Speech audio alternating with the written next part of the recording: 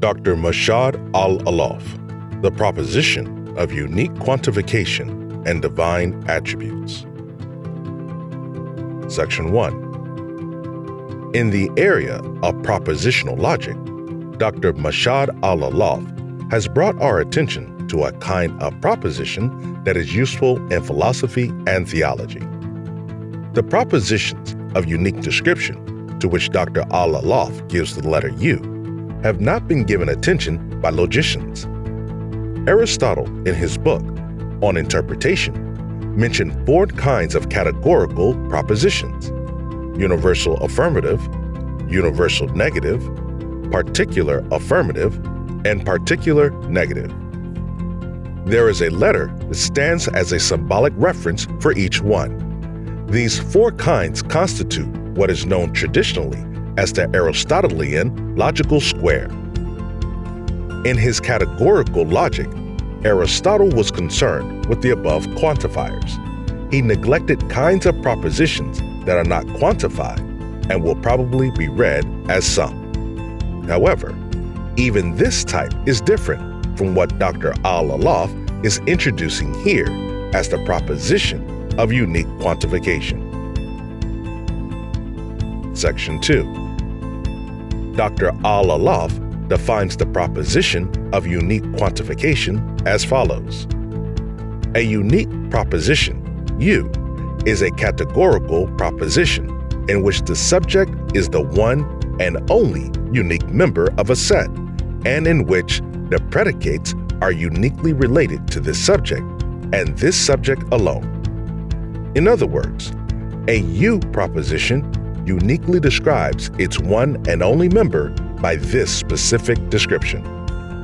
Thus, a proposition of the form A, U, B can be read as holding that B is predicated to the one unique member and only one member, and that member is A, and B is a specific description that is only applicable to A. The following sentences provide some examples. God is the most merciful. Mary is the virginal mother of Jesus. Moses is the one, the prophet, who talked to God. The U proposition thus differs from statements that have words such as the only. For the expression the only can be translated into a universal affirmative proposition using the word all. In U propositions, there is no room for all and some, because a U proposition designates one and only one unique member. Furthermore, a U proposition is not equivalent to Russell's definite description. Section 3. Philosophical implications. Definite description and unique description. Dr. Al-Allaf thinks that following this line of logical reasoning will lead to disagreement with Russell's theory of definite description. Russell thinks that the description in saying the 42nd President of the United States of America is a definite description and it presupposes uniqueness. In fact, there is no such thing because the word unique in Russell's theory has been vaguely interpreted. This is why Dr. Al-Allaf thinks that his example, Mary the Virgin, is better, because it is uniquely attributing virginity to one and only unique member. While the description of the 42nd President of the United States of America presupposes at least the 41 presidents as previous members. Section 4.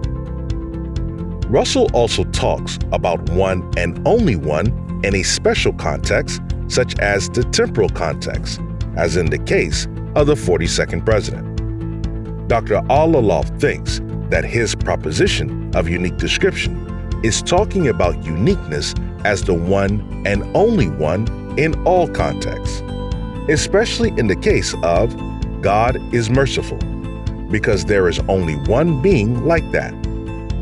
This can be denoted in logical symbols by the universal quantification as a negation of all that is not A. It is not the case that in any given A. With the existential quantifier, it will be noted in this way. Human beings do not exist with that specific divine attribute, for example, as most merciful or eternal or any other attribute. This can be further presented logically in the following. Not a single human being exists with the attribute X, such as that X is the most merciful. Section 5. Philosophical implications, unique description, and theory of naming. Dr. Al-Allaf thinks that his idea of the unique quantification raises a philosophical question about proper names related to the theory of naming as discussed by Saul Kripke and Ibn Aqil, since both are against descriptivism and both think that a proper name is a rigid designation.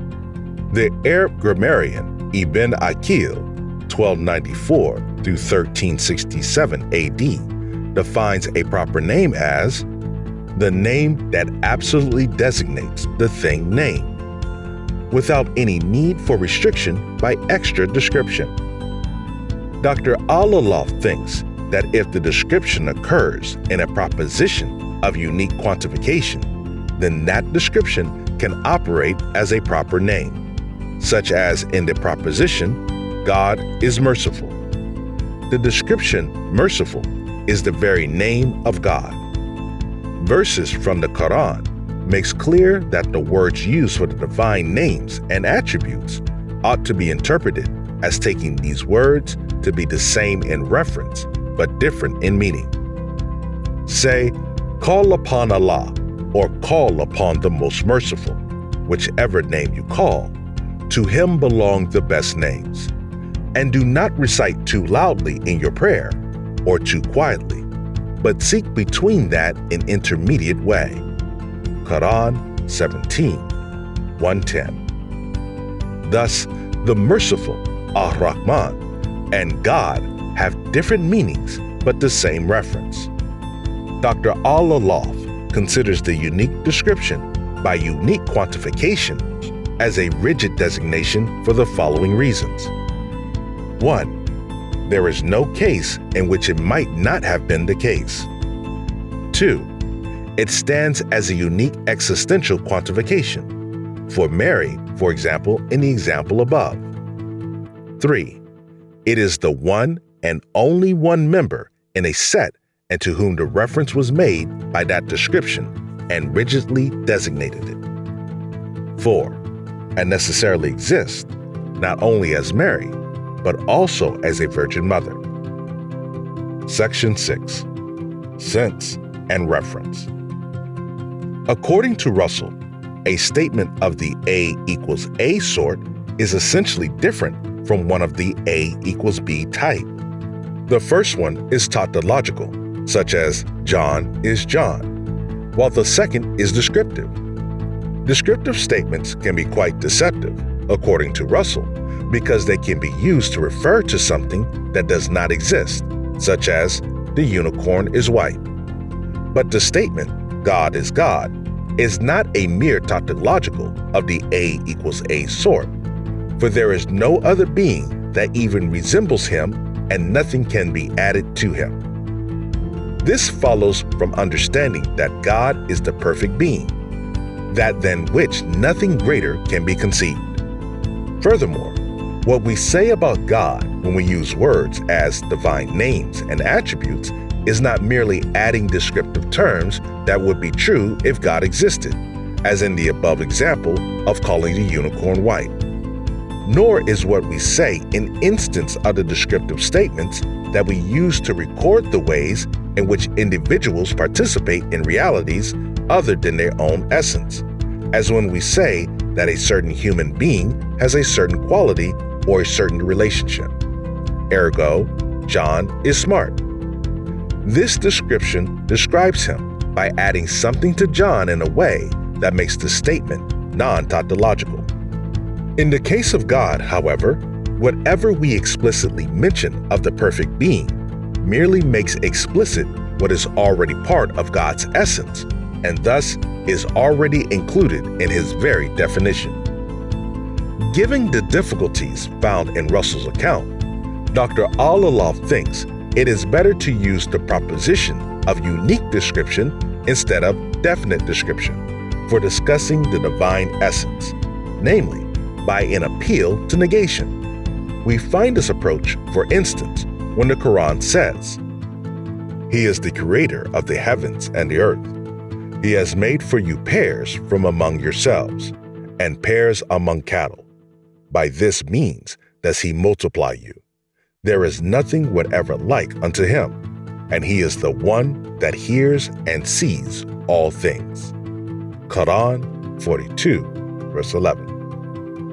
In this case, one can proceed logically as follows. A equals the negation of all and everything and the affirmation of him alone. With the logical symbol of uniqueness quantification, the statement reads in this way.